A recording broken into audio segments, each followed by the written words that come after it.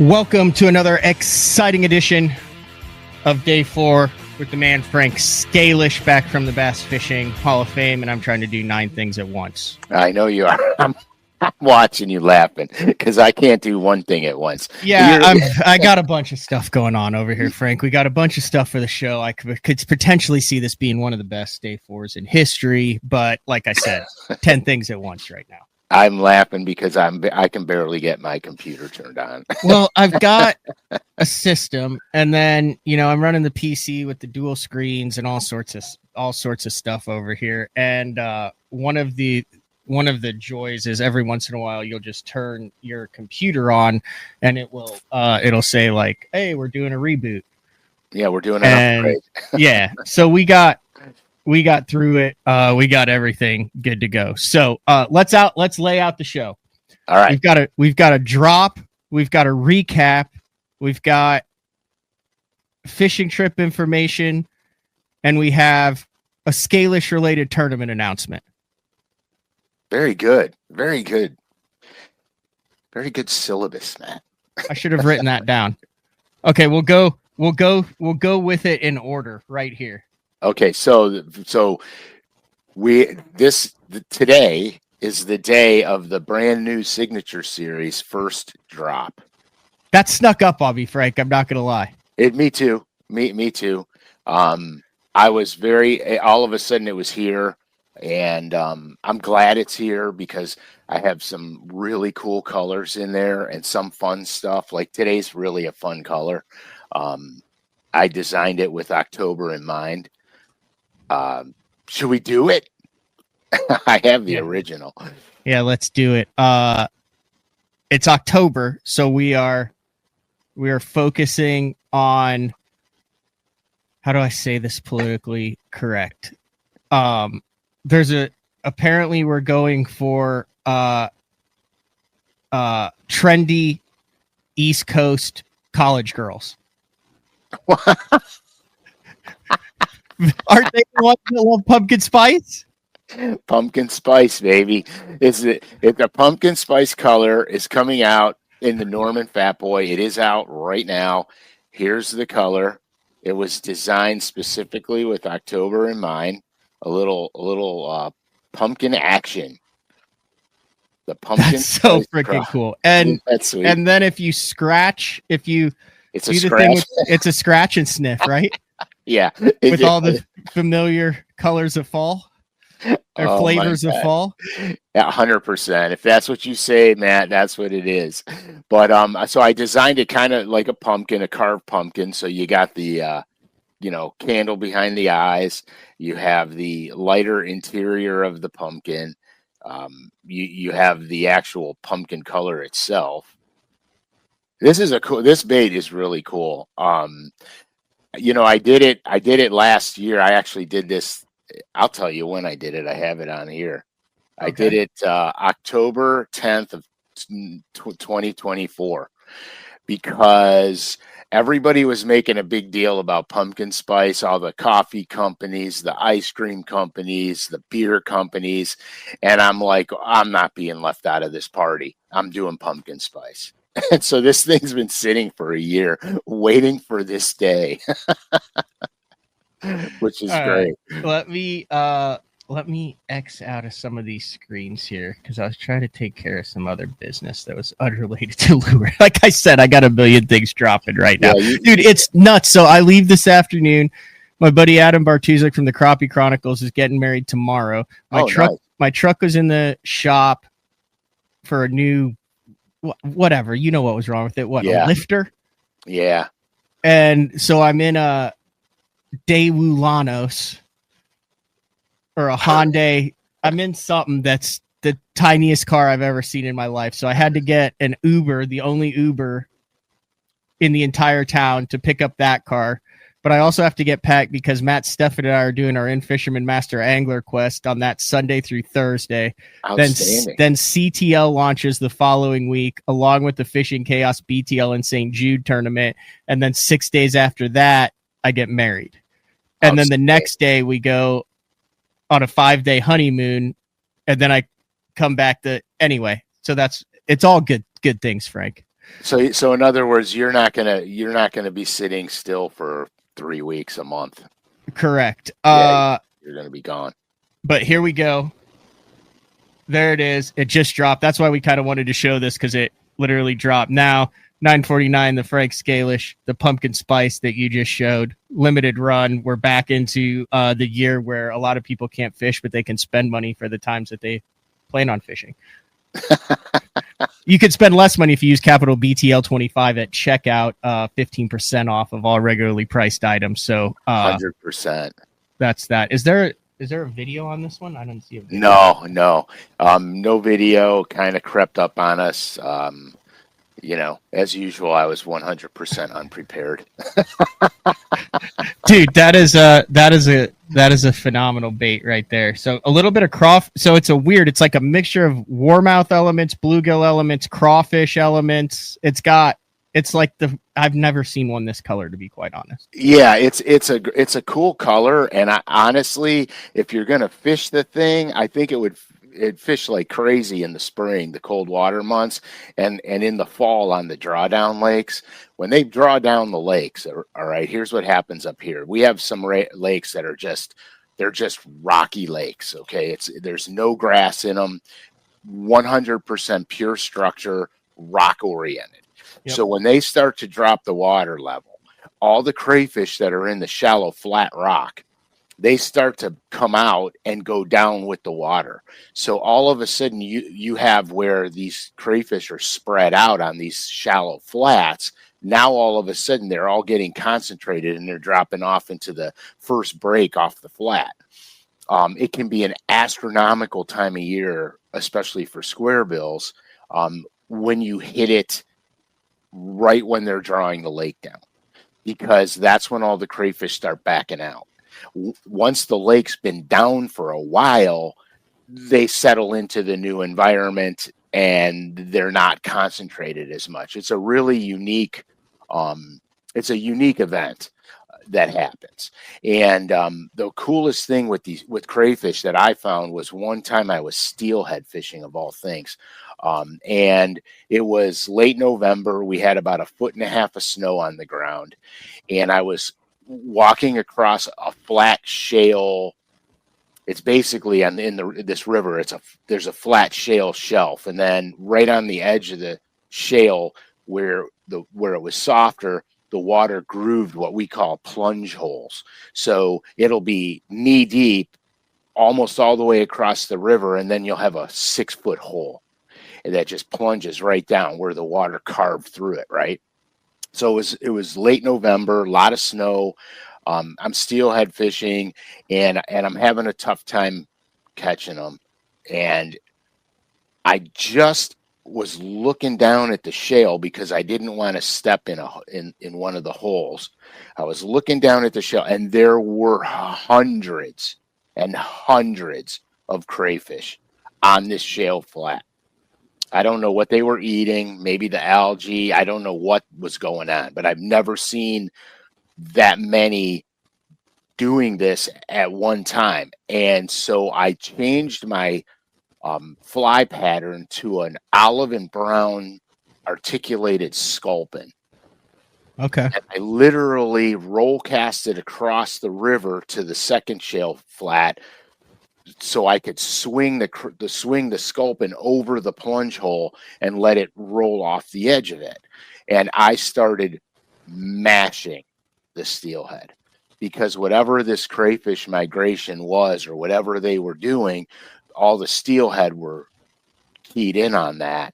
And it turned a tough day into one of the best, easiest steelhead fishing days ever, just by noticing that. The point being is this event will occur on a drawdown as soon as the lake starts coming down. If you're a week after, 5 days after, it's too late, because the crayfish settle down, they spread out, they go do their thing again. It's a very timed element. So it's pretty cool. Dude, those sculpin are something else. I don't think the vast majority of the country, if you're not in sculpin territory, realize how many trophy bass, trout, salmon, but mainly bass and trout in certain parts of the country, like a sculpin is.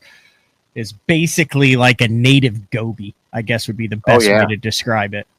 Yeah, they're bottom huggers. They scoot along the bottom. They use their big fins to, just cross the bottom. It's a cool fish. It's real. I had them in my aquarium at one time. They're pretty sweet. Something else that's really cool, which I think I have here, is St. Jude is big. BTL has been incredible fan base about supporting St. Jude, but one of the really cool things was last year, Frank SCALISH Jr. and my buddy Jarrett Juice from Juice's Jigs are best friends now. You're out, Matt. They squeeze you right out. That seems to happen all the time with me. It's all good though. But they fish the St. Jude, and then they do the fundraising for that St. Jude that's coming up next May. I think Juice and Frankie are kind of making that an annual thing. Some people do pub crawls. We sell T-shirts. We're doing an online tournament, but Frankie is actually hosting a tournament coming up in November out of Lake Erie with a 50%. It's on Portage Lakes. Portage Lakes. My Portage bad. Lakes. Yeah, it's not. I guess Lake Erie. November 1st out of Lake Erie would be pretty western.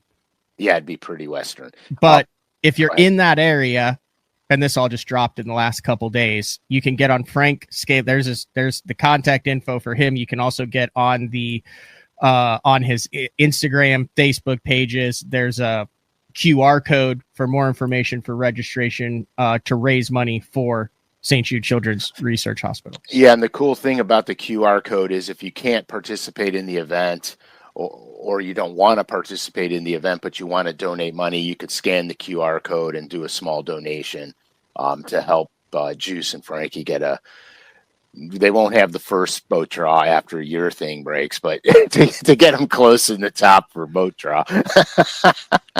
Are you going to fish it? Or are you out of town? When you're out of town? Yeah, I'm not sure if I'm going to be able to fish that one or not. I'm going to see. I may show up for the weigh-in. And help them out at the weigh-in. Celebrity appearance. Yeah, celebrity appearance. But Frank Jr.'s Instagram is SCALISH_Jr. Yep, SCALISH_Jr.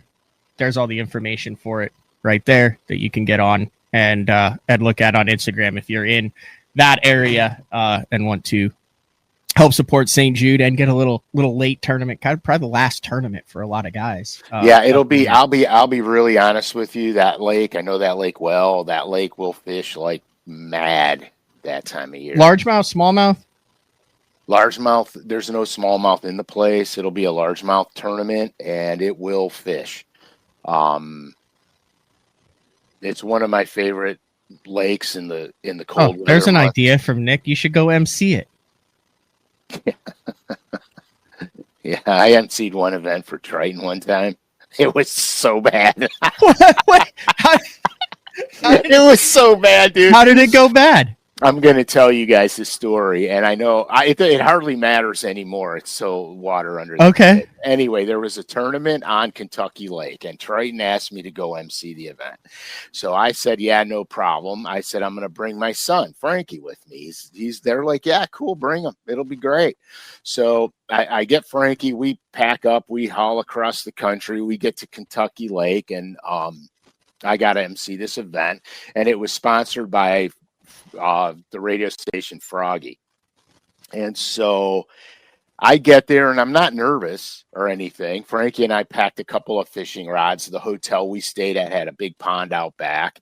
And of course we got there and it was raining, and the first thing he's like, let's go catch fish. And I said, all right, let's go. So we go to the pond and we start whacking largemouth on little 1/4 ounce spinner baits, and it was fun. But anyway, we get to the event and I'm thinking, it's a tournament. So I'm thinking I'm going to be on the weigh-in stage and I'll get to interact with the guys that caught the fish. So it'll be easy because I don't know anybody that's in it. Clearly, because I'm not from there. I don't know anybody that's in it, so I'll be able to ask them questions and I can keep things moving. Yeah. No. So they had me on a stage 30 yards from the weigh-in stage. I think you've never actually dove into this because I think you have some PTSD from it. So I'm looking. I do. I was mortified. So I'm not even near the anglers. Like, I'm so far away from the anglers, I could barely see their weights. Okay. I have no contact with the anglers, and I'm just standing up there like a Nimrod going, those are big bass. You know what I mean? What am I going to say? I can't ask them, hey, how deep were they? What were you getting them on? I can't ask them nothing. I'm not there. I'm there, but I'm like, it was horrible. When I say horrible, I mean horrible. They asked me never to come back. Like, literally asked you to never come back? Yeah, like literally told Triton, don't ever send him here again. That's how bad it was. So that when I had to promote the radio station, I was like, I'd be like, here we are at the Frog. And they'd be like, it's Froggy. And I'd be like, it's the Frog. You know what I mean? Yeah. Dude, it was horrible. It was, when I say horrible, I was so embarrassed. I could not recover from it because I was not involved. I was not with the anglers. I was not involved in this thing. I was just standing there. It was brutal, man. And Frankie's like, Dad, that didn't go so good. I feel bad for you. Oh my gosh. I was mortified, man. Yeah, you mentioned that story, but never told it. Well, you want to talk about some good stuff then? Yeah, dude, let's do this. So we got to see each other last Wednesday and Thursday, Bass Fishing Hall of Fame banquet, Wonders of Wildlife, Johnny Morris. You were a guest of Pradco and LureNet for the 5 signature series, and I'm actually going to play a little 3-minute clip from the actual Hall of Fame, which is really, really cool with Mr. Stanton talking about all the money that the signature series lures that you painted raised for the Bass Fishing Hall of Fame. What were your initial thoughts of it, Frank? Well, first of all, I have to be honest with you. I've been to that Springfield Bass Pro Shop a lot. Okay. The only thing I ever did there was ran in, bought rain gear and tackle. I've never ventured into this building except right to the tackle. So Rach and I had pretty much a morning to waste. So we decided to go through the aquarium there. I heard it was really cool. I never have seen it. I've been to aquariums, a lot of aquariums all over the country. And I was absolutely blown away. It took us almost 2 hours to go through this aquarium. It literally is 3 stories tall. You wander through all these little passages, and they have aquariums everywhere. Clearly, it's an aquarium. And some of the aquariums are 3 stories tall. Here was the cool thing about it. In saltwater and freshwater too, you have bottom dwellers, you have mid-water column dwellers, and you have surface dwellers. It's kind of like in life, in society. It's society, right? Exactly. Yes, exactly. And there's probably more bottom dwellers nowadays, but at any rate, so the coolest thing about the ocean is a lot of these fish species literally occupy that column. Mm-hmm. That's where they live. That's their whole thing. Okay. So as you go through this thing and you're on the ground floor and you're looking at the bottom, you're seeing the bottom dwellers in the ocean. You're seeing the fish that relate to, just the bottom water column. As you go up and you see the other parts of this 3-story thing, you see the mid-water column ones, and then when you get to the top, you see the ones that occupy the top of the water column, and it is so awesome. It's so cool. Yeah, I just think it was fascinating. I think the thing won Best Aquarium 7 years in a row by the readers or viewers vote in USA Today. Yeah, and I see why. But the cool thing about it is in the aquarium, there's like a whole bottom section that they've done some remodeling. So everybody who goes through that aquarium and walks through it has to walk through the Bass Fishing Hall of Fame. Yeah, and the historical fishing museum. Yeah, all sorts of cool stuff. So the night before the night of the Hall of Fame, there's a plaque unveiling ceremony. So like the aquarium is closed, and like they took you and your wife kind of through it where everything's dark, and you're walking down the halls. And you get down into the Hall of Fame, and then Craig Lamb and Randy and representative from from William Shakespeare Jr. 100 years ago was there for it. But I'm going to show probably one of the rarest photos ever. We had a big talk about, what kind of suit are we going to go with you, Frank? And so Pradco kind of hug you out to dry on the details of this. You did. I did not get a lot of the details. Probably because they assumed I knew. Yeah, they just said, "Hey, here it is. Yeah, you're our guest. We're doing a bunch of stuff with the lures. We'll see you Thursday." Yeah, and so I'm thinking like the classic Bass Hall of Fame when we did it at the classic. Yeah, mixer. I'll show up jeans and a button down, and it'll be good, man. It'll be all good. And Matt's like, "No, dude, you need a suit." Yeah. So there it is, right there. There we are in the Bass Fishing Hall of Fame for the plaque unveiling ceremony. There's Frank and I suited up, and it was so hot in there, dude. It got so when everybody piled into the Bass Fishing Hall of Fame area, it must have escalated 20 degrees in there because of all the people that were there. Yeah. It was hot, man, and I was. I'm being dead serious here. Is that an Italian suit? No, I have my Italian suits, and I don't have enough material to have them fitted again. I gotcha. But that does look like an Italian silk tie. That is 100%. Like in person, the picture doesn't do the tie justice. Like you could tell that was. Oh yeah. You have worn that in the past when you meant business. Oh yeah, I have. I back in the day, I used to always wear suits and ties, and I have a tie fetish. And so I would, okay, keep it clean for the kids. I have Drunkwood's going, oh, really? Oh, yeah. I forget it now. It's over. Drunkwood's got a field day now. So the truth of the matter is I had a tie fetish. So I only bought the best of the best ties, and they had to be different. Like I didn't have a standard, maroon tie. A standard blue tie. They had to be out there, and so a lot of my ties cost, almost as much as a suit jacket. Yeah, man.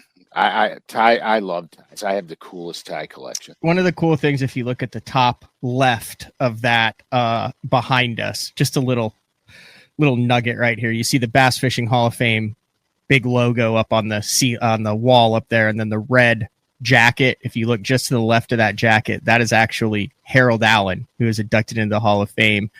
Who Mark Jeffries is the one who gave the nickname the Legend, who did the wide open on location coverage for 7 or 8 years at every Elite Series event through Bass Zone, and then who I spent hundreds of days on the water with covering when we did live on location coverage of the Bass Zone back in 2008 through 2014.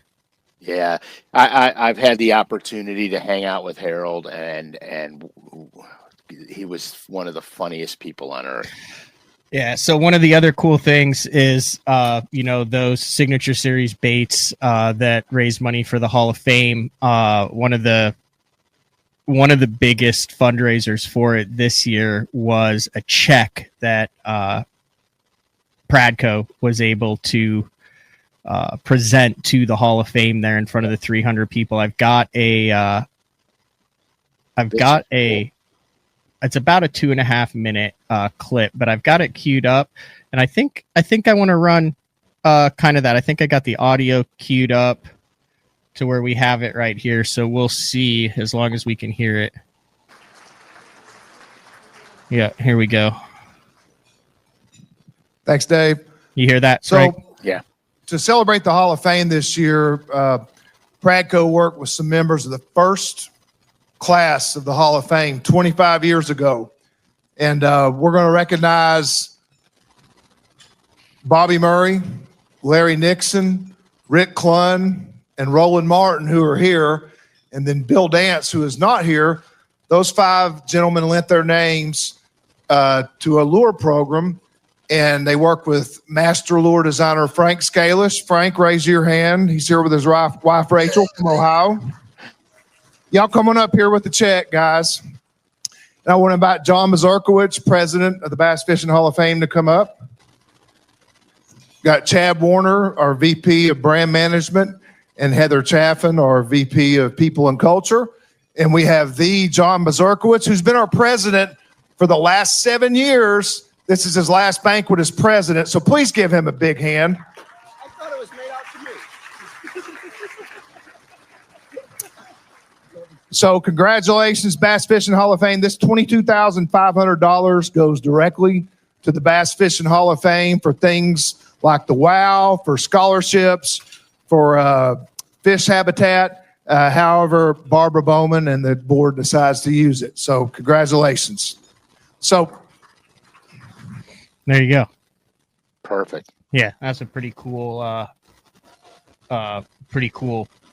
recognition of that. So that went for 22,500.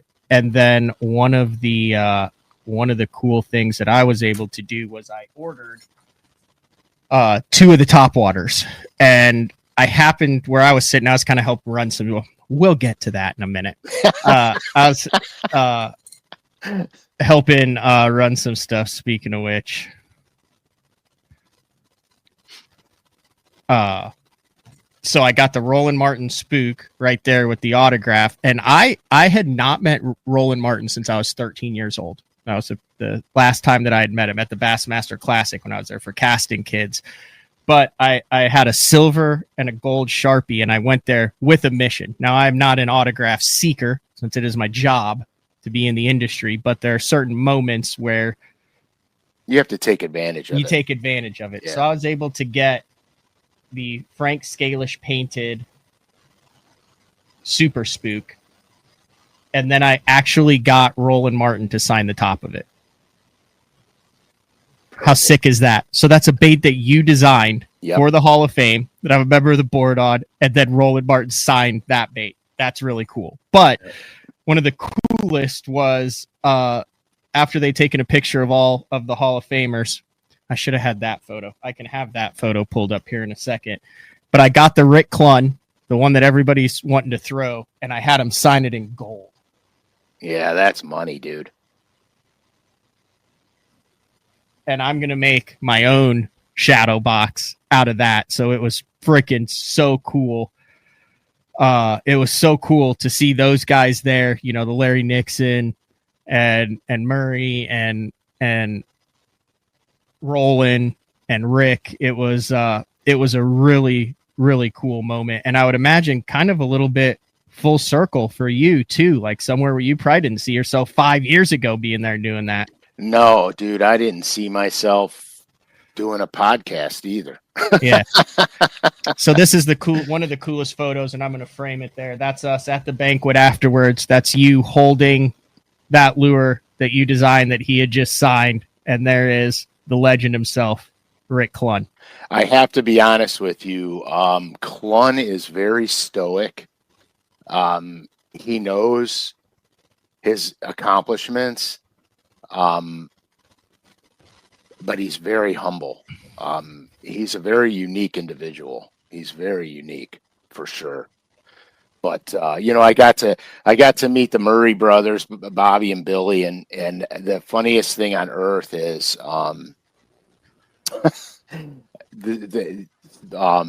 Bobby's brother comes up to me. He's like, "Look what I got." Bruce calls me and Chad calls me to come over there, and he's like, "Look what I got. You're never going to believe this."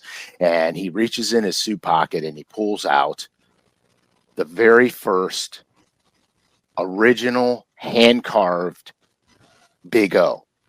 What? Square bill. Yeah. He had it with him? Yeah, dude, I didn't tell you What? that? No. Oh my gosh. I can't believe I didn't tell you. No. Oh, you're going to lose You your should have mind. called me over to see it. I know. So I know. I'm know, a big dude. O nut. I'm an That idiot. sounded weird, but So here. So that is I'm actually holding the very first hand-carved original Big O. Listen to this. He like was the Fred Young Big O. yeah, like the first one ever made. Okay, it wasn't made for that was the prototype. That was the first one. It still had the carving marks in it and everything. So listen to this. So Billy's showing it to me and he's telling me the story, and I have it in my hand, and I have it in my hand, and I'm literally looking at it and going through it, and it's in my hand, and he's telling me it's the only one. It's the only one that's around. There's no other one. It is the absolute 100% first one. I'm holding it, and he's going through how he was sitting on the picnic table, and whoever was carving it, and they were looking at it, and he was taking more wood off of it, carving it, doing his thing. And so while he's telling me the story, I just take it. I have it. I take it, and I slip it into my pocket. And I go, it's so valuable. I said, how could you lose it? And you should have seen. Everybody standing there was like, You tried to steal the first Big O. I was pretending to I know, steal but yeah, oh my dude, gosh. can you imagine what that bait is worth to a collector? Invaluable. I mean, that's like it's like for a crankbait, guys. I mean, that's the Mona Lisa. Yeah, that's it. It is the one. Yeah, All right. it was cool. Anyway, I digress. So here we go. So this is where the story gets good. So there was also a silent auction side part to this, which you had just the 5 in the shadow box that you had done, which went and everybody could bid on. But the Hall of Fame took 5 of those originals, and then you had 5 original drawings, one for each bait. And unbeknownst to you or any of us, someone on the hall or someone at Pradco, or maybe Bruce, it was probably Bruce, because he had a fondness. The Hall of Fame. Yeah. They matted it all out to where you had the 5 original drawings with the colors and all that. And then they did a live auction with Mercer and an auctioneer up there. And then the 3 guys that were calling the auction in the crowd were Skeet Reese, Kevin Van Dam, and Hank Parker. Yeah. So quick backstory. So Barbara Bowman, who basically runs the Hall of Fame, does a ton. She said, hey, you're in charge of making sure that the live auction goes off smooth. I met with Mercer. I met with the auctioneer. I had all 4 of you guys. There were 4 items that were live auctioned off, and we had a live mic. And the whole point of it was, hey, they're going to get the auction going, and then they'll throw it to the guy. It'll be like, hey, I hand, these are the hand original drawings for the 25th anniversary. And then that would make people want to bid on it more and whatnot. Right. So, and the original, actually the original run, my original paint jobs. Yeah, that was the original paint job. So the first one, Bowman had a stump of wood that he found at Lake 10 Killer, and he did some watercolors with it.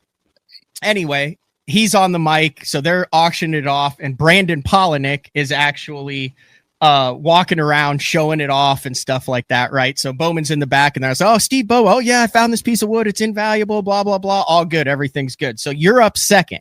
So I have you in the back of the room. Yeah. And the whole game plan was for Polinick to take this massive piece, and I actually have a video of this that we're going to show, to take this massive piece of artwork up to the front, you to follow Brandon Polinick up to the front, them to get the auction going, then Mercer to go, oh, here's Frank Scalish, who actually designed, who did it. These are the original paint jobs. You could do your spiel about it, and it would do it. So you can see me. I'm going to throw this video up right here, and then we actually have a special guest that's going to add to this that you are unaware of. So I'm always here's unaware. the video. So there's the piece right there. So look how big that is. That's not a piece that you just stroll around the route. Like you get that somewhere and you set it down. So that's Brandon Polinick. Look at him. He barely hold it. There's you. So look at you. I'm giving you instruction right now as to like, hey, this is the moment. I said that mic is live. So yeah, what you told me was you said, follow him and answer questions. Right. So you could see. So right here, there's Polinick. I think he's going up to the front, and we've got a shot from the front here in a middle bit. He can barely carry. There's me, and I said, boom, go. See, look, watch this right here. Back inside. I say, go, follow. And you said, okay. Right there. Boom, go. Look, I was actually pretty smooth. I thought I was running the show right there. For a minute, you were running it good. Okay. So now we have to go. This is what I was trying to get on. So now we have to go to the second shot of this, which is the auction feed for the Hall of Fame. I'm not exactly sure where this is in here. 3,000, now 3,050. Would it be 3,550? 25 out of 500. I got 5 lures. Okay, here it is. Right here. Signed by Frank Scalish. Signed. Host of Day We got 4, audio. Very, very popular web show. And there's not Whoa, we got a freaking mention from Dave Mercer on the show. We got a shout out At the Hall of Fame. Well, let's just bring Dave Mercer in right now, who is actually filming on location at the lake to get his perspective of this. Thanks for jumping on, Dave. Well, thanks for having me. And of course you got a shout out. It's freaking day 4. dude. I appreciate you, man. Well, it was one of the coolest things, maybe the coolest thing that was up for bid. But so thank you for doing it. And it's incredible the amount of money it's raised. But Panger, artists get very near and dear to things. Yes. And Frank clearly was, because he looked like freaking security following that thing through. I mean, all he was missing is an earpiece and just looking around and a darker suit, because he just, most artists said some nice words. Frank he was security. I said nothing. So I'm running it in quiet in the background. And what you notice here is Brandon Polinick has not made his way up front. Frank Scalish has not made his way up front. No. I am still in the back of the room, and instead of going up front, Polinick takes a hard left and starts weaving in and out of the 300 plus attendees. Yeah. With Frank Scalish just following him with the mic like this.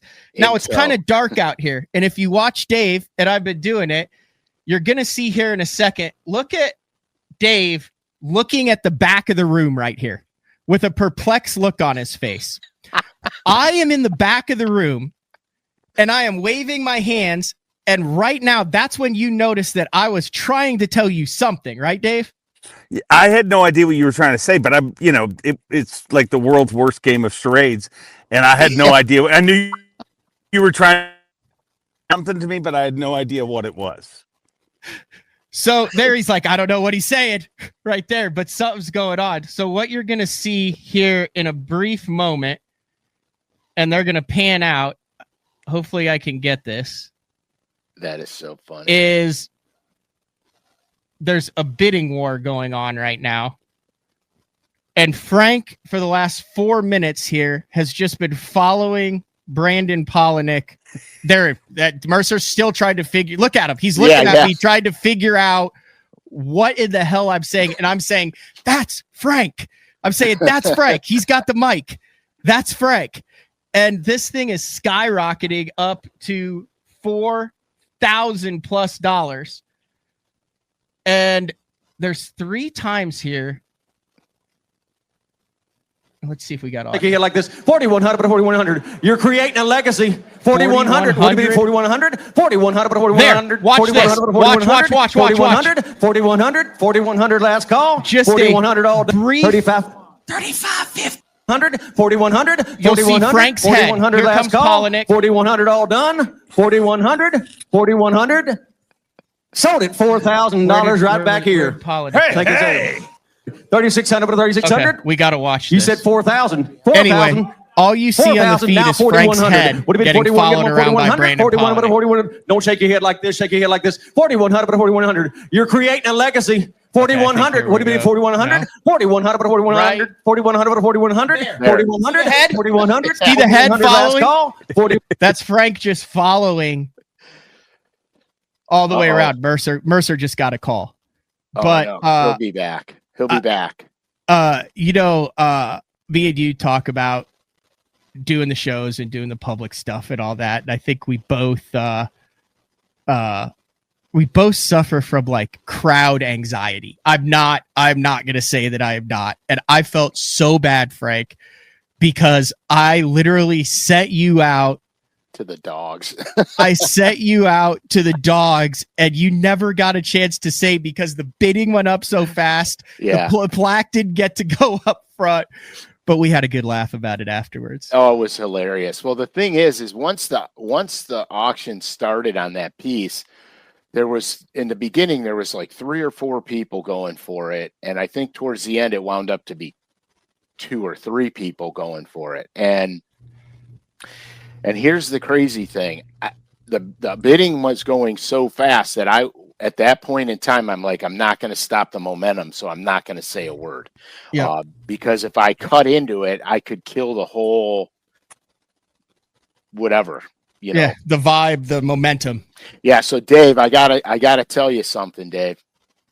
Please My do. wife laughed so hard with your monologues that she was literally crying laughing. That was some of the funniest stuff that I have ever heard in a long time. And you took some risks. You kind of went out on the edge, and it was priceless, dude. Priceless. I'm giving you a hat off, even though I don't have a hat on. I'm giving you a hats off, man. It was a good job. Thank you. Evidently, she was drinking, but whatever. I mean, I'm not a proud man. Whether it's alcohol or whatever's induced, as long as you were entertained, it was a fun night. Very entertained, dude. You were funnier than hell. I laughed my brains out, man. Yeah. You didn't show up at the after party, though. I tried to taunt you into. You were super responsible. Yeah, dude. I 3-hour was. drive since Frank hates airplanes. Yeah, I was responsible. I was kind of tugged in both directions. I kind of wanted to go, and knew if I went, what price I would pay the next day. So I didn't. I hear you. Well, Me and Panger weren't responsible. No, not at all. Are you at liberty to say where you are and what you're filming today? Underwater stuff, and I'm on one of my sweet. little hidey holes. So near the St. Lawrence River. So yeah, I'm about to get in the water. I'm about to sausage my fat ass into a wetsuit so that we can look at fish. That is so fantastic. Cool. Well, thank you for coming on and added a different perspective and your support of the Hall of Fame. And great to see you this past week. And check out the Mercer podcast just dropped with the Great Dane, Emil Wagner. Yeah. A fantastic podcast. So thanks, Dave. Outstanding, dude. Take it easy, man. Good job. Can we get a Instagram short of you getting Sorry into for the wet? screwing it up. Nothing. Was Nobody wants that. No, that's OnlyFans. OnlyFans. No, I screwed this up. Short. Every time I do a podcast, I give people trouble for not putting their phone on Do Not Disturb because it screws up. And that's why I kind of dropped out because I'm not evidently good at giving orders. But Frank, you're good at taking orders. He said to follow, and gosh damn it, you followed. Oh, I was. See you guys. See you, my man. There you go. Just a little check in from the man himself, Dave Mercer. That's outstanding, dude. Yeah. We had a good laugh about it. But I had so much anxiety because I knew that if you had set me on the wild goose chase, I would have been going, that son of a gun. Like, I just do not want to be following this around. People don't know what's going on. They're like, who's following this guy? So I felt bad emotionally being like, oh, I put you in a pickle. No, I thought you were just going straight up front. Well, here, to be honest with you, I was so focused on your directions that I didn't even know that was Paulina carrying it. Oh, I legitimately until it was gone and we put it back on the table. that's when I'm like, oh my gosh, it's Brandon carrying it. You know what I mean? I didn't even. That's how tunnel vision, man. It was freaking fun though. It was cool though. So the cool thing was, I think that will end up at Pradco again. Yeah, yeah. They bid on it. They wanted it, and I was actually at very humbling experience, man. I put a lot of work into designing these baits. They put a ton of work into trying to reproduce my designs. Everybody works so hard. There's a gal there, Maria. She does a fantastic. Who's the third guy following us around? That's the photographer. Everybody's following us. Yeah, and they do such a good job there. It was very humbling and very flattering that they wanted that, and they wanted it bad. That's pretty cool. The reality of it is that between the Hall of Fame lures that we made and the shadow box, we almost raised $30,000 for the Hall of Fame.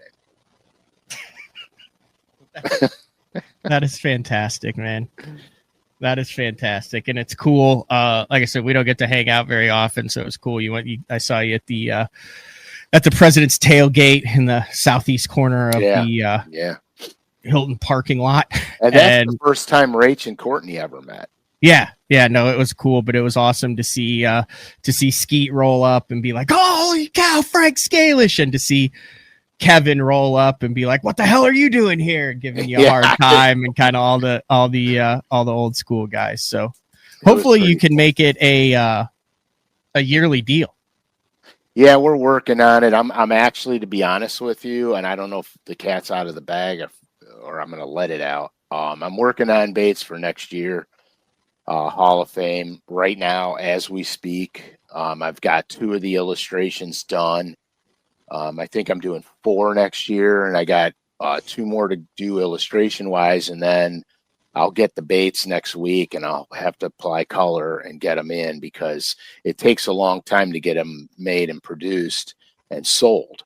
So the deadline is right now. I mean, it's crunch time. All right, we wanted to talk a little fishing, and we actually have some time to slide it in. So this is this topic that we're going to talk about is a little bit of it's a situational topic. It's an unforeseen topic, but we talk about summer fishing. We talk about fall fishing. We talk about transition fishing. We talk about the turnover. You talk about the migration of the fish. You talk about the pelagics meeting the residentials on the structure and all that. What you haven't talked about is when it's supposed to be fall turnover, when it's supposed to be late, and it is a lingering season where the fish have the daylight and their instincts are telling them to do one thing, but the water, hello. Hey. Everyone's getting in the act. It's a chaotic day today. But the water is still saying it's summer.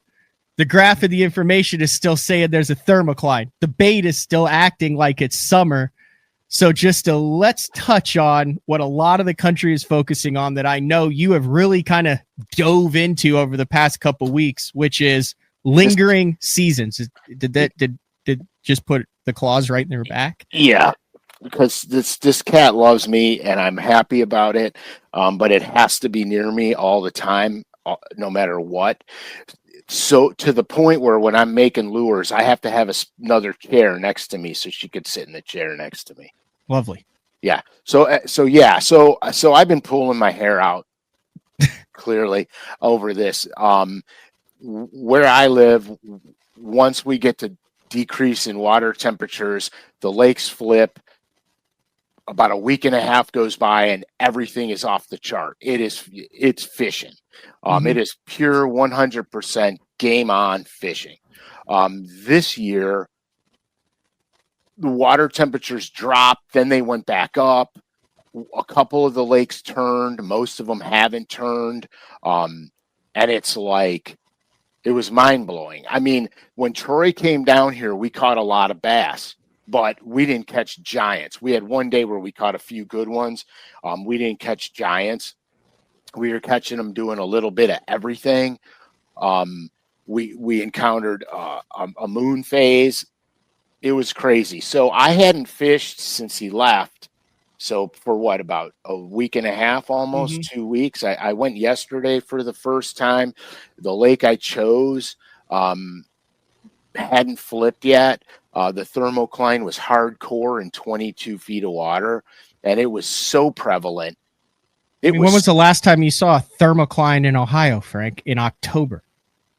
Not to my knowledge.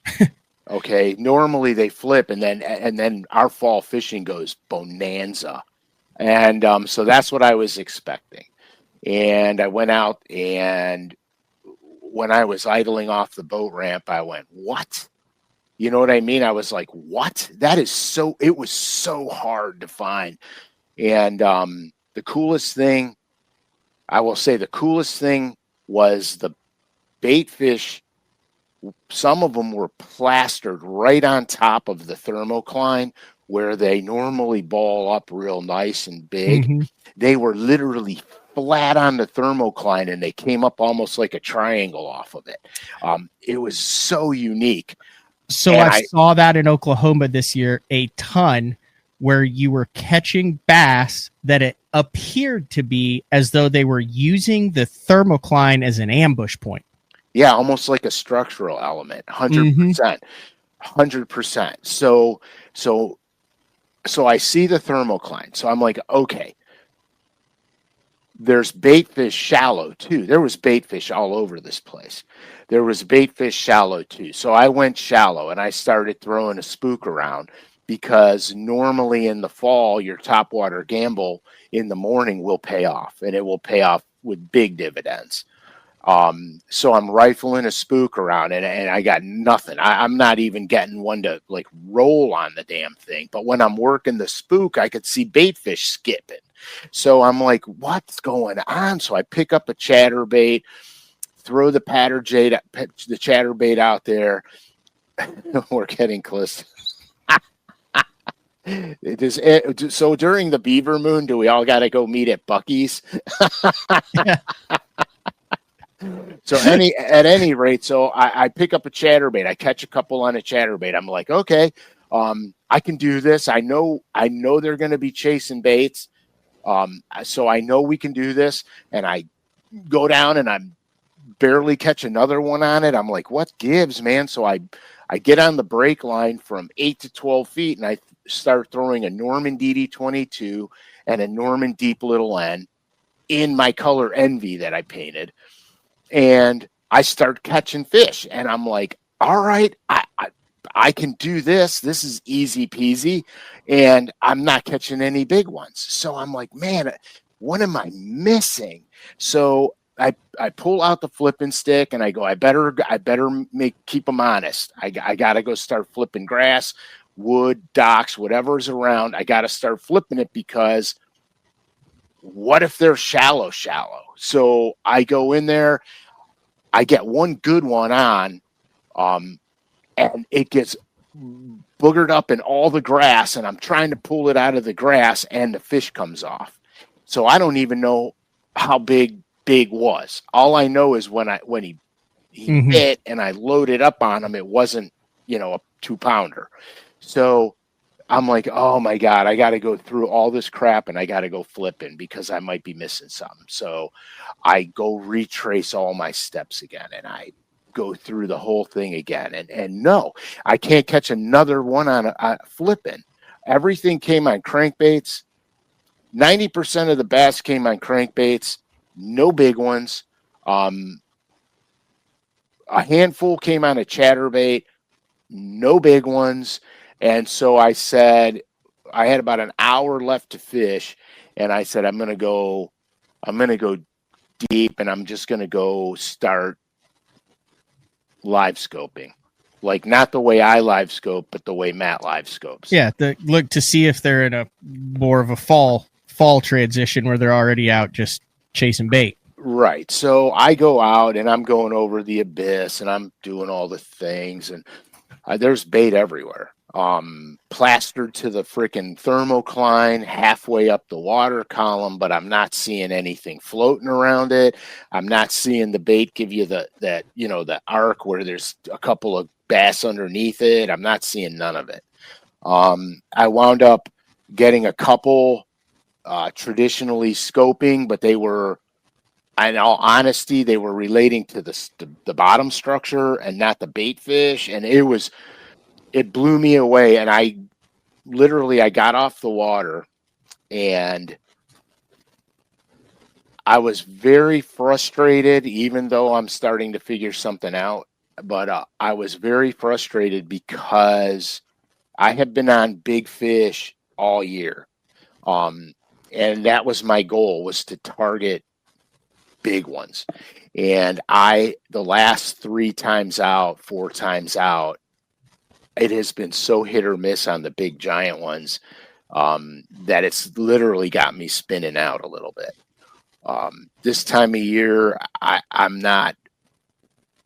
don't want to say I don't know what to do, but I'm either fishing too much history and not just blindly going out and starting from the beginning, which is what I always recommend doing.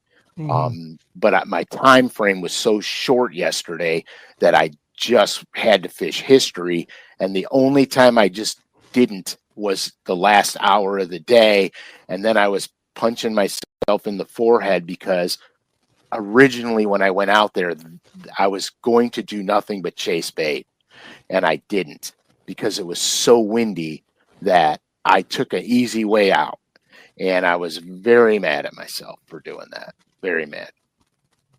But I mean, it sounds like you went through the progression, though. I did, but late. You know what I mean? I was stubborn because I know how the lake fishes otherwise really well, and I was really stubborn. And when I went out and found those fish, I was so mad at myself. I was like, oh my gosh, I should have fought the wind, even though it was a pain in the neck. I should have fought the wind, did the hard thing. I would have come out of there with a healthy limit of fish. Instead, I caught little fish, and I say little fish, I'm talking 2.5 pounds or less. It was a fun day. I mean, it was fun. I was catching them, but it wasn't what I wanted. And I settled, and I'm very upset at myself for doing it. Yeah, it happens this time of the year. I feel like everyone wants to talk about how good the fall fishing is, but that time leading up to the fall fishing, sucks. Fall fishing, I mean, it does. It sucks. It just does. I mean, to be honest with you, once the lakes turn over, that's the bonanza. That's the bonanza. Not immediately once it turns over, but after it turns over and settles. Yeah, you got to give it a week or two. Yeah, Dougie Fresh, Frank, thank you for answering my question the week before on day 4. Won a championship because of it. You know what to do. Thanks, man. Yeah, so it's crazy though. I mean, it's just crazy. You can't get pigeonholed. Don't pigeonhole yourself, guys.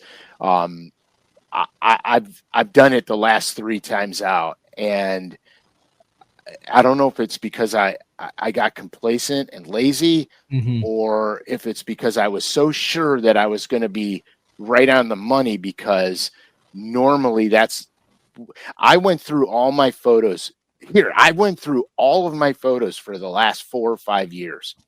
This time of year, this week frame, none of it's going on right now. Yeah, I do that too. That's the one good thing about Instagram is you can go back and be like, when did I catch that fish? And you can be like, oh, it was this exact date. Yes. And look, I'm wearing a beanie and gloves. Yeah, 100%. And yesterday I'm in shorts and a t-shirt. That's why I pulled it up. I mean, it's going to be 80 for the next 3 or 4 days in the Cleveland area. Oh yeah, dude. This is crazy. I mean, it's crazy, but it's fun. It's fun.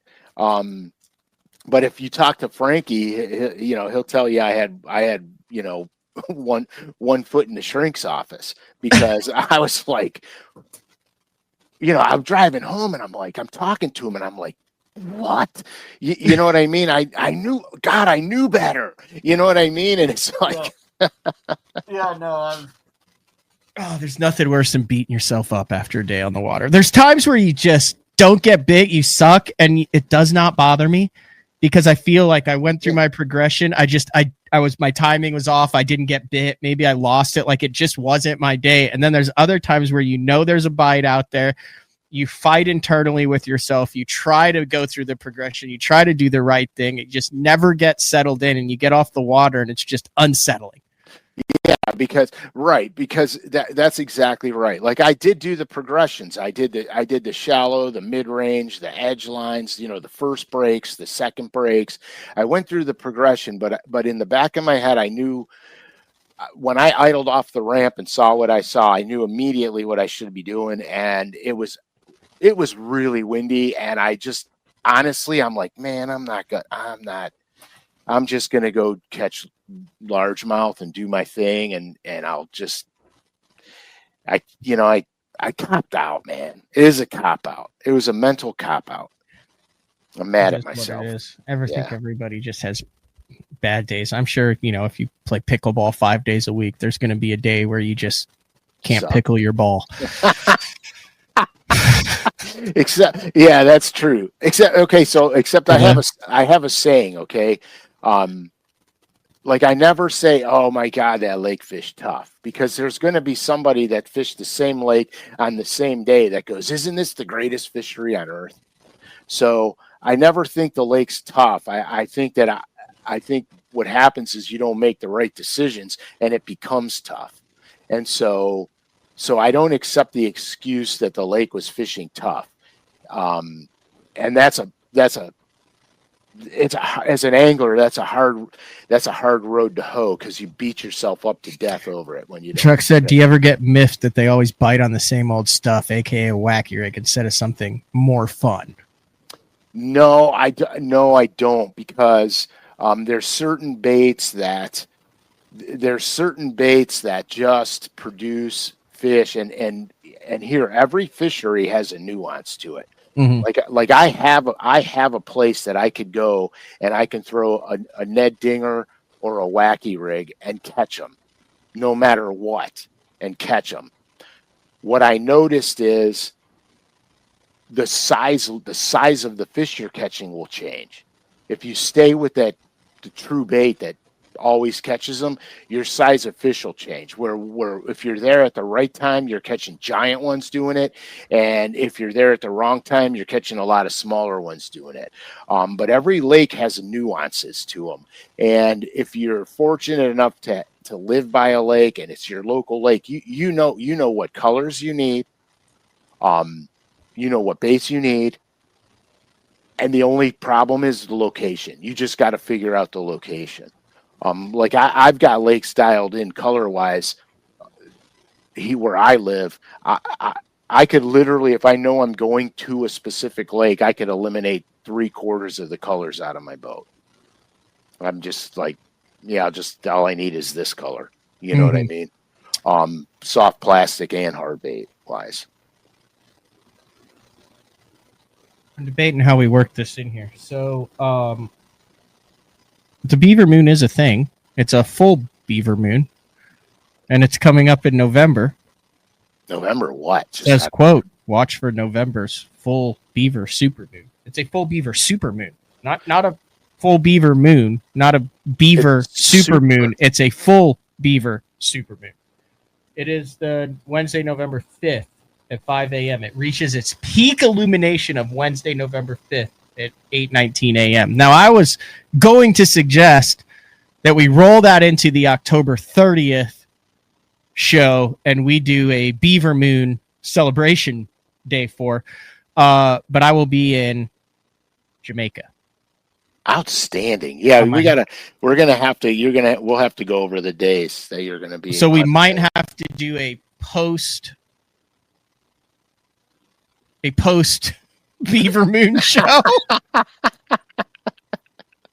Oh, we're going down a slippery slope. That's what I said. There's nothing inappropriate in that statement, but it just sounded wrong coming out of my mouth. unless you own Reaction Innovations. Yeah, that's the old Andre Moore deal. So, all right, we covered a lot on today's show. Apologize for the haphazardness with which we got the show underway, but I feel like we recovered nicely. Big shout out to Dave Mercer for jumping on, taking the time to do that. I don't think a lot of people realize all that facts of fishing, the underwater footage and stuff. Yeah, that is Dave great. Mercer in a wetsuit. That's getting scary. that photography. That's good. I'm telling you what, some of the underwater footage they get is really good.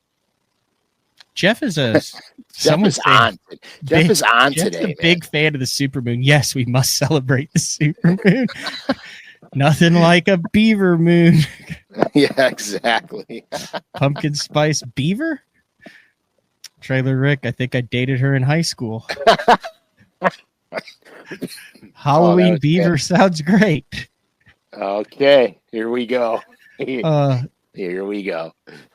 Dorothy, just the beaver emoji. You know, the one thing I realized, Frank, is I'm middle-aged now, dude. I'm 41. Oh, you're so old, Matt. I'm just saying.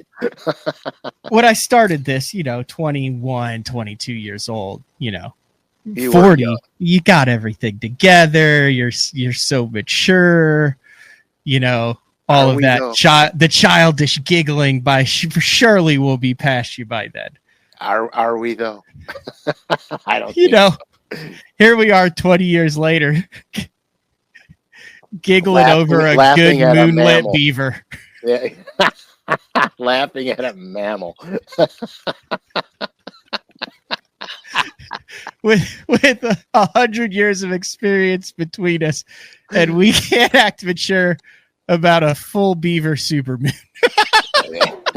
There's not a chance in hell. You see the sunlight coming through the window now. You see how I'm illuminated. Yeah, I do. Boy. That's Frank's way of saying the sun is high enough to where it's time to end the show. No, what I'm saying is this is not our weather this time of year. I mean, I'm just trying to avoid the beaver, man. Just so the child is grinning and laughing gets worse as you get older, Matt. Yeah, it's like when you're not supposed to laugh, like when you're in church and something funny happens and you're not supposed to laugh. You can't hold it in at that point. I've told that the very first shows that I ever did were with Drew Smith at the local radio station, and it was called Beaver Moon. No, it was called Bass Zone Live. And it covered what was going on in the outdoors in Oklahoma. So you go into the studio, you had the mic, and it'd be like, you're listening to KWFX, blah, blah, blah. And now it's time for the Basso Live Outdoor Oklahoma it wasn't Outdoor Oklahoma, but what's going on in Oklahoma in the outdoors with Drew Smith. And we were covering something. And I said something about, like, if only the weather had been better that day, I think they would have caught him. And we're live, and I'm 21 years old, and Drew goes, well, Matt, if my aunt had nuts, she'd be my uncle. And I may have told this story before out here. I was done. I had to leave the recording studio. I got a case of the chuckles, and I could not shake them. He had to do an entire segment by himself while I was incapacitated just outside the soundproof room. Like, the producer was like, get this freaking rookie out of here, because I'm sitting there going, the background. like a true child. Like a true child on a statewide program over just a slightly immature joke. It was like I had laughing gas. Oh yeah, dude. Sometimes that happens. How about when have you ever drawn a blank? Every show. I did at the Ohio Bass Fishing Hall of Fame. They got up there and they asked me to speak, and I got up there and I completely went blank. Completely, like, poof, like, no. Yeah, dude, like I couldn't put two thoughts together to come out with a sentence. And I'm like, are you kidding me? I said, we talk live for hours every week, and with literally with no notes. Yeah. And here I am. all I have to talk for 2 minutes, and I can't. So all I said, I'm like, for those of you who know me, know I'm never without words, but This is such an honor that I yeah, have I said it's an honor to be here. Thank you. And that was it. I was like, you know what I'm saying? I was like, what? How do you run out of something to say when you talk all the time? It's fun. I enjoy the hell out of it, Frank. I really do. I do too, man. Before we close, just remember, this dropped this morning. The Frank Scalish Signature Series. We are back in the Signature Series time of the year. The limited edition in the paint shop. The Norman Fat Boy in pumpkin spice. Hold that bad boy up in person one more time, Frank. Yeah, we will be dropping one a month, the first Thursday of every month from now on. For 12 months.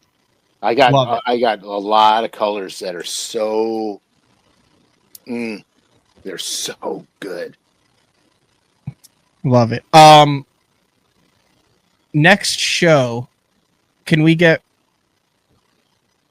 do anything you want, man. Let's get permission to give a $50 LureNet code away so someone can buy 5, can get half of the series.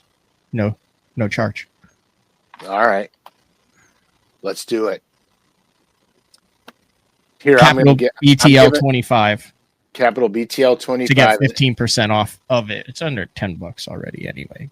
And I'm giving us permission to give a $50 gift card away next show. I think I'll be back on next Thursday. I'm doing that Master Angler Quest with Matt Steffen. We're fishing Sunday, Monday, Tuesday, Wednesday. We're going to try to catch muskie, pike, walleye, smallmouth, yellow perch. Oh, you're going north, bro.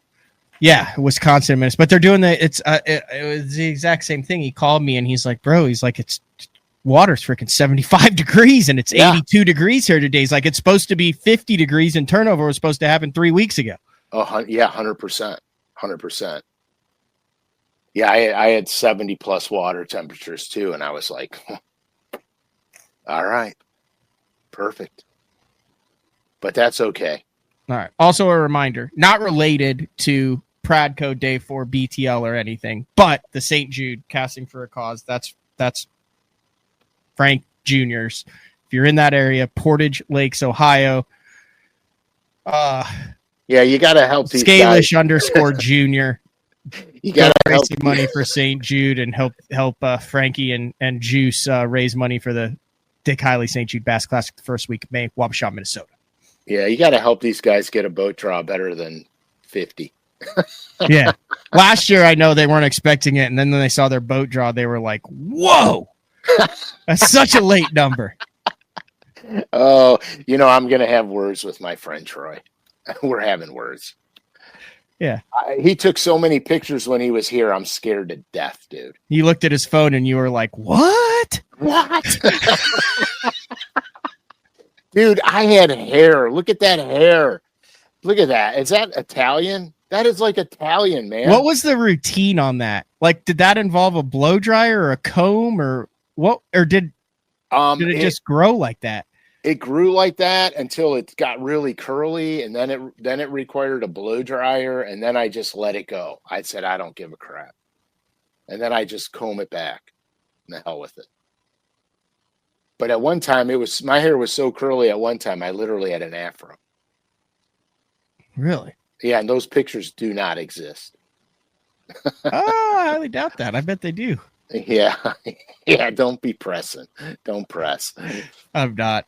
Greatly appreciate it. Greatly appreciate your donation of time and effort to the Bass Fishing Hall of Fame through the Pradco brands, through that. And it was really cool to see you get some of that recognition that you deserve, Frank, and for other people to be able to realize it and look at it. And I mean, it was the piece of the Hall of Fame auction, so much so that, here's the brochure for the induction ceremony, and the, one of the center pages in this is, boom, there it is right there. Did you get one of those? Oh yeah, I got it. I The got it. custom collaboration of the legacy lures. There you are. There's the 5 lures. So, really cool to be that big a part. I have to say one thing in closing. The Bass Hall of Fame is a very important thing because a lot of the money goes back to our resources. Okay. Part of the reason why I really don't mind doing this is because I think it's very important to preserve the history of the sport and to understand how it changed, who changed it, what their responsibilities were for growing this sport to what we know it is today. I was very disappointed 2 years ago at the Classic when some of these younger guys didn't know who Ray Scott was, didn't know who KVD was, to name a few. There's a lot more people that they weren't aware of who they were, and that kind of struck a nerve with me because I grew up loving the sport of bass fishing. I mean, at 14 or 15 years old, okay, I knew that Bo Dowden won the St. Lawrence River flipping a black and blue jig in the eelgrass. I've never forgotten that to this day. Okay. And there's people who wouldn't know who Bo Dowden was today. And when I was at the Hall of Fame, they actually had that Classic there. You know, obviously he won it. That Classic there, and that article was there. And dang it, if I didn't remember it. Yeah, Why are you laughing now? No, I just said it. That's awesome. Like, it's cool. I mean, it's important. It's just important to understand why this sport is where it is today. Mm-hmm. I was smiling with pride. I wasn't laughing. Gotcha. There. Gotcha. Yeah, it's just cool. I mean, it's funny how you can't remember something that happened yesterday, but something that happened 30 years ago. It's just like so fresh in your mind like that. It's all the fishing stuff too. Like, I mean, if you were to like sit down with me and go, okay, you tell me about a tournament, I could probably do the same thing with you and be like, walk me through each of your fish catches that day 15 years ago. I bet you we could both be 95% on how the day went, what the fish catches were, how big they were, what we caught them on, what we remember about each catch. And then as you go, I bet we could do that for 1,000 fish. Yeah, it's insane. My dad used to get so mad at me. He'd be like, if you studied that half that hard in school, you'd be a straight A student. And I'd be like, yeah, well, I love fishing.